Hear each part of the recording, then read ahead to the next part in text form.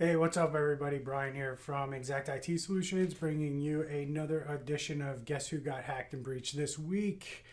Hey, everyone. I thank everyone for subscribing to this channel. If you haven't subscribed yet, I ask you to please subscribe to our YouTube channel down below by hitting the subscribe button. If you're so inclined, please hit the alert button. But if you like the content today that I'm sharing with you, at least you could hit the like button for me. That does a great deal for getting our videos out there to the rest of YouTube. With that being said, we have quite a few hacks this week that we're going to get into. Some big names out there that we have, and we will get right into it right now with the first one being Carnival Cruise Lines. Now, if it isn't bad enough that the cruise lines are whacked because of COVID, now they have hackers that are targeting their network, which goes to prove my point when I talk about things like hackers don't care about your situation, your business, your size. Now, obviously, in this case, Carnival is a huge company. They're a multinational company. They're not a small business, and a lot of you small business people out there like to say, "Oh, I'm so small. I'm not a target." Well, you are a target. That's the reality. They don't care who they go after. If they can get in, they're getting in. It doesn't matter how big your house is, how small your house is. They will come in. They will try to figure out how much damage they can do, and they will do it. So in this case, with Carnival Cruise Lines, they just had to inform their employees on Monday their personal information may have been hacked in this breach. Usually when there is a breach that occurs, an investigation happens, and that's when you find out what these guys actually got their hands on.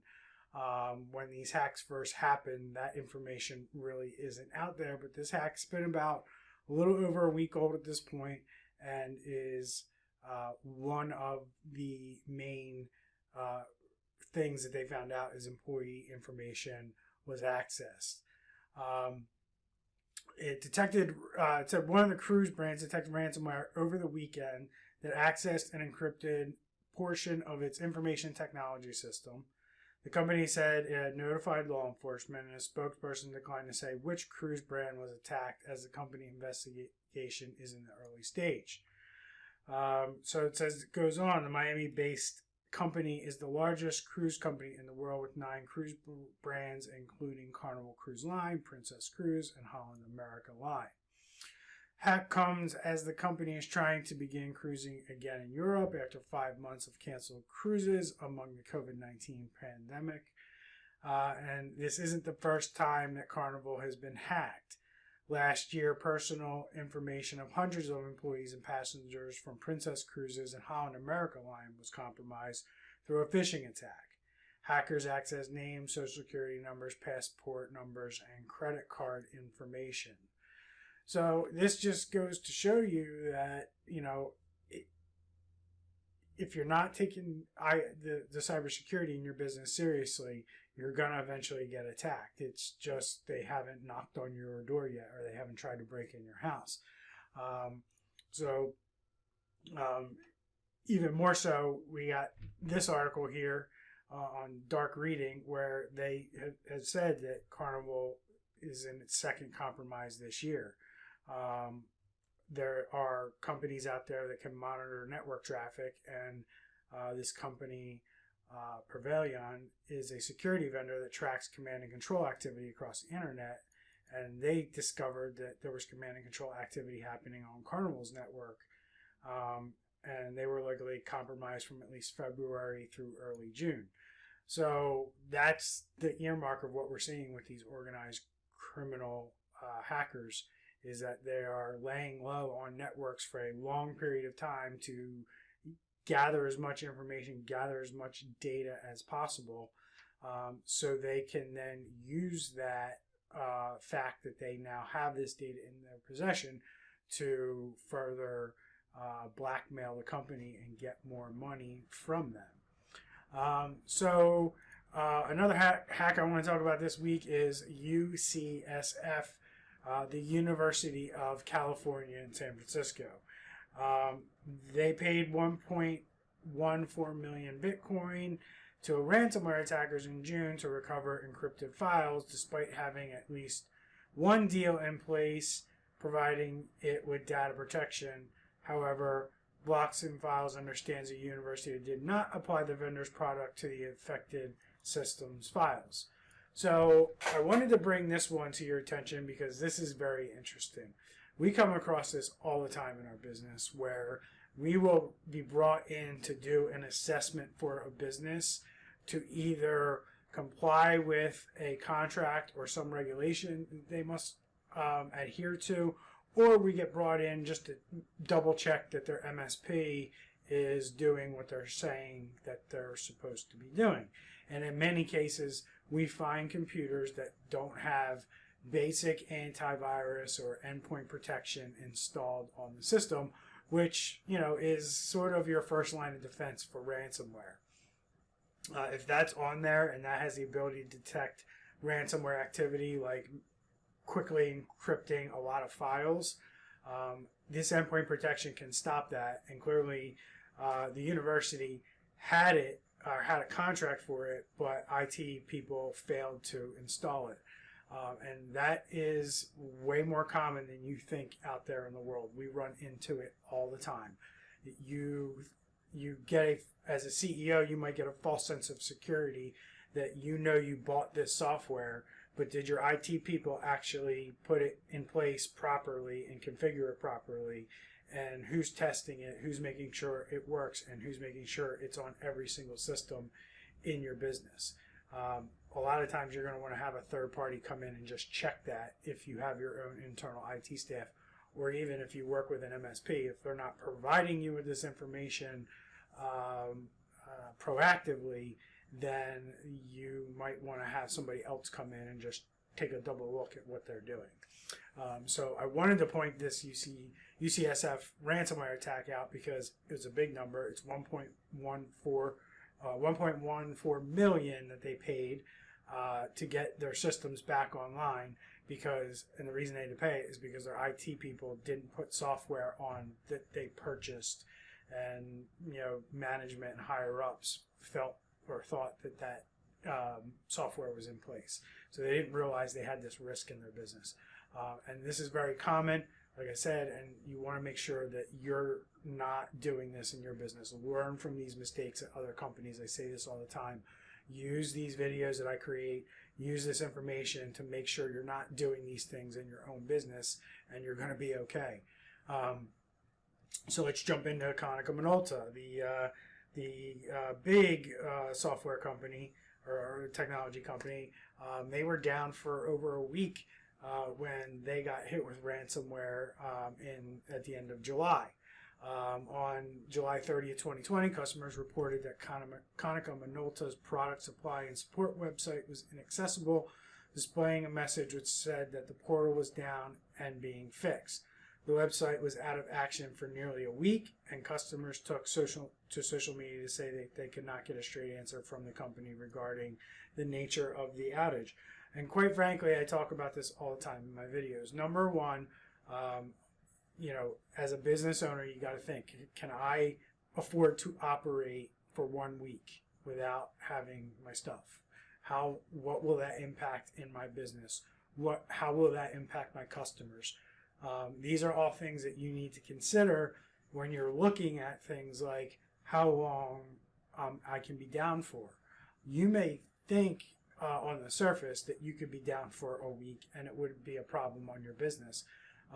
But do your customers feel that way, or whatever you're doing inside of your business? Are those entities, vendors, customers, other people that you work with, are they going to be impacted by you being down for a week? And that's what a full business impact analysis looks at.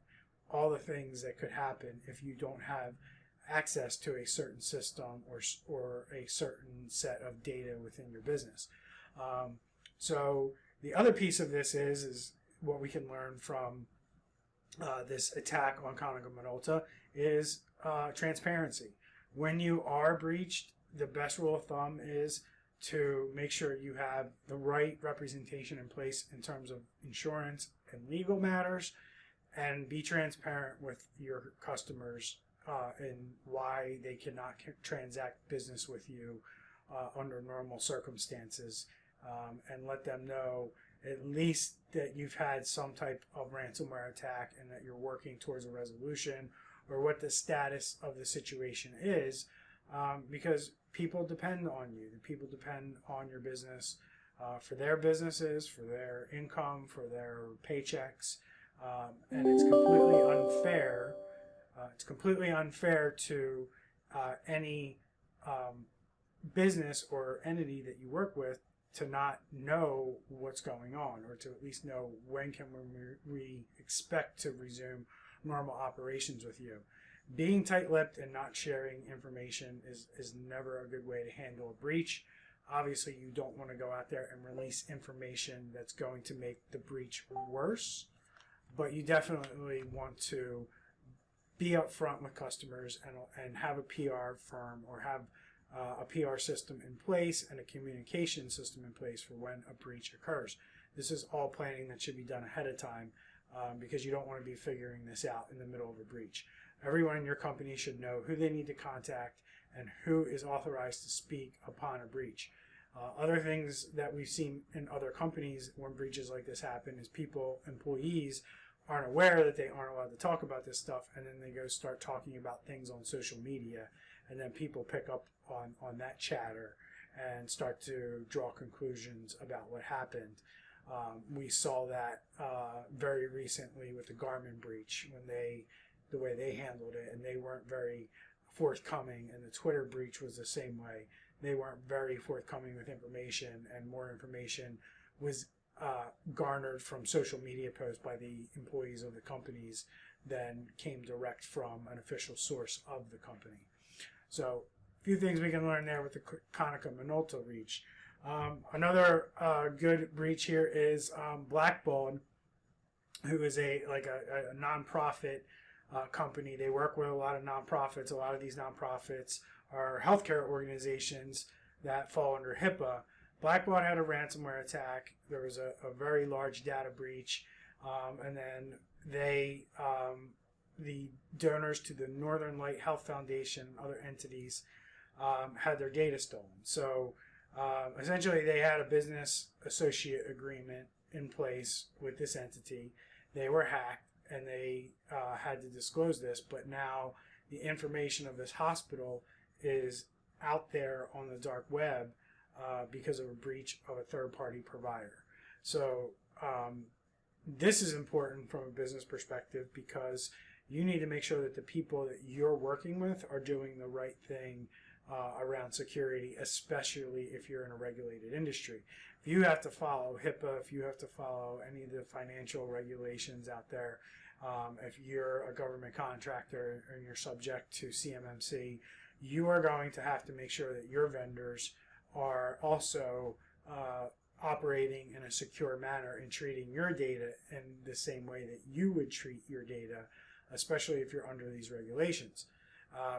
Here we have Blackbaud. They were handling data for a lot of nonprofits, a lot of hospital systems, and unfortunately in this case, this Maine, state of Maine health system has had their patient information included as part of this breach. So your business could be doing business with another company, sharing information with them, sharing data with them, and they could become the company that's breached. So think about billing companies.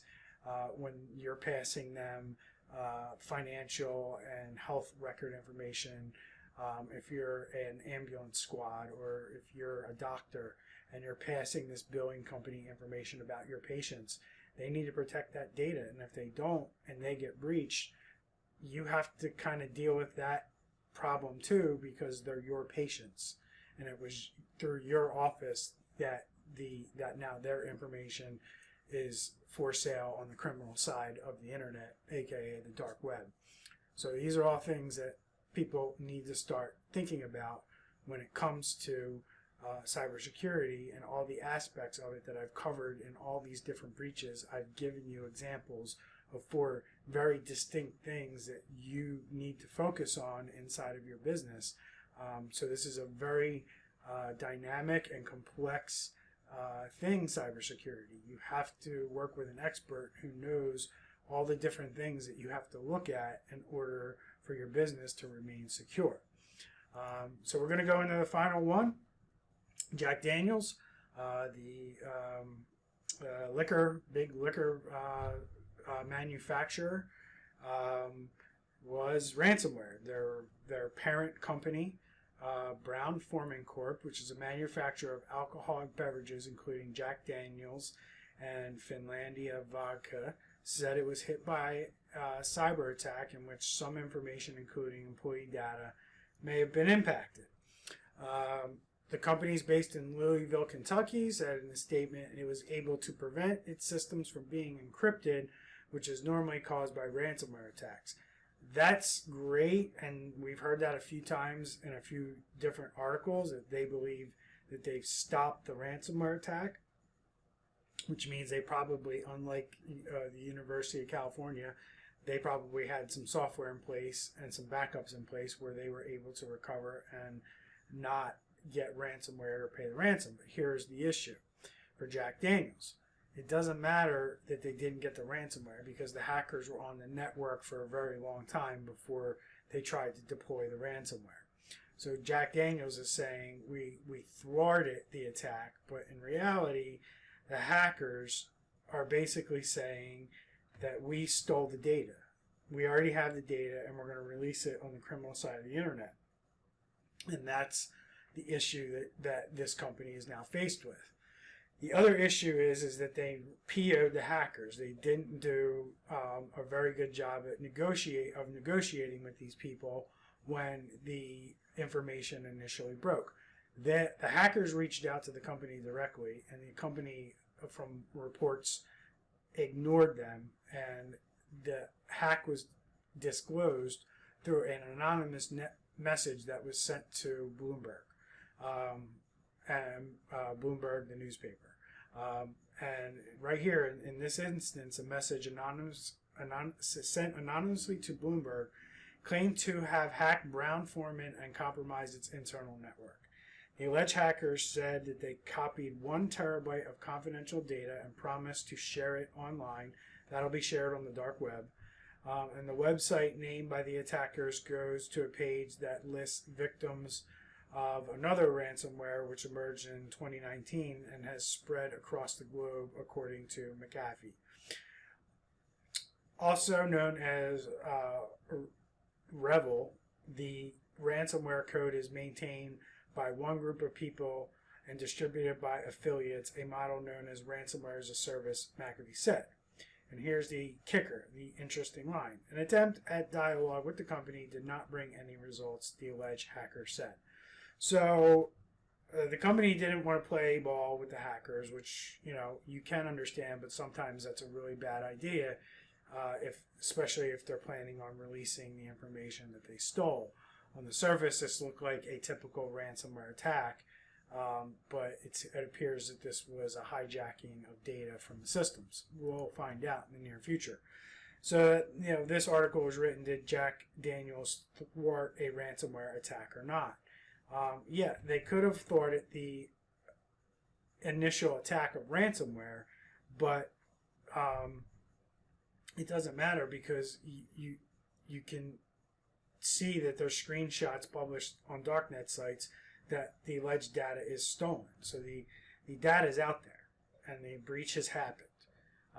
So now they can't just treat this like, oh, we thwarted a ransomware attack. Unfortunately, now Jack Daniels is going to have to deal with this, and they're going to have to deal with the fact that their customer information is now going to be put out on the dark web for sale. And the interesting thing with this is, let me see if I can bring this up. Here is what something like a dark web ad looks like. Dark web ad looks exactly like this. This is a law firm who's they're being threatened to have their data slowly leaked out on the internet. So the full dump, you can see right here on the right, is everything that they have for all the clients of this law firm. LG Electronics, MJ Brunner Inc., National Highway Authorities of India. They have the records and probably the case information for all these companies that they stole from Phillips Law Firm. They've published 5% of this on the dark web at this time, and as they publish more, they typically raise the ransom higher and higher until the company eventually cries mercy and pays it. So we'll see what happens here, but this is exactly what we see on the dark web when it comes to companies having their information stolen and then sold. This is exactly what it looks like. So I hope you enjoyed the information I've given you here today on these 4 or 5 hacks that happened in the last week or so. I'm Bryan Hornung with Xact IT Solutions, and I look forward to bringing you another video here very soon. Please don't forget to like the video, subscribe, and if you're so inclined, hit the alert button, and we'll be releasing another video here next week on who got hacked and breached this week, and we will be bringing you other videos about other such cybersecurity topics as well in the very near future.